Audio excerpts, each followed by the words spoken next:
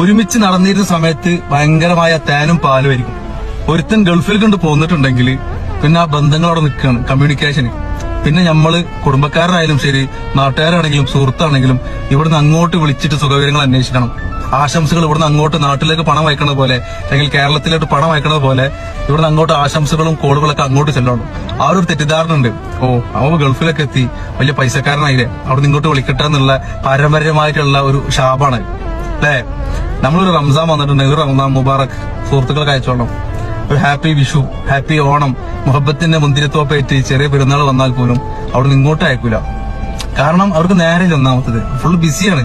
അവർ നിരന്തരമായിട്ട് എല്ലാ ആപ്ലിക്കേഷനിലും സോഷ്യൽ മീഡിയയിലും കിടന്ന് വരകണുണ്ടായിരിക്കും. നിരന്തരമായിട്ട് സ്റ്റാറ്റസ് അപ്ലോഡ് ചെയ്യും. ഫ്രീ ആപ്ലിക്കേഷൻസ്, കോളിംഗ് ആപ്പുകളായിട്ടുള്ള IM ഉണ്ടായിരിക്കും ഫോണിൽ, വാട്സപ്പ് ഉണ്ടായിരിക്കും, മെസ്സഞ്ചർ ഉണ്ട്, ഇൻസ്റ്റാഗ്രാം ഉണ്ട്. എങ്കിലും നമുക്കൊന്ന് കോൾ ചെയ്തിട്ട് എന്താണ് സുഖമല്ലേ എന്ന് ചോദിക്കാൻ പറ്റിയ ഒരാളും നാട്ടിലില്ല.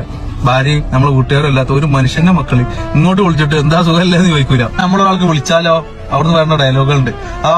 നമ്മളെ മറന്നിട്ടില്ല അല്ലെ, എനിക്കിപ്പോഴും ജീവൻ ഉണ്ടാക്കി മരിച്ചിട്ടില്ല, എന്നാലും എനിക്ക് ഇപ്പോഴെങ്കിലും ഓർമ്മ ആയല്ലടാ, എടാ ഒന്ന് ഫോണ് കട്ടാക്കിട്ടോ, ആരോ മുന്നേരത്ത് വന്നിക്കണം.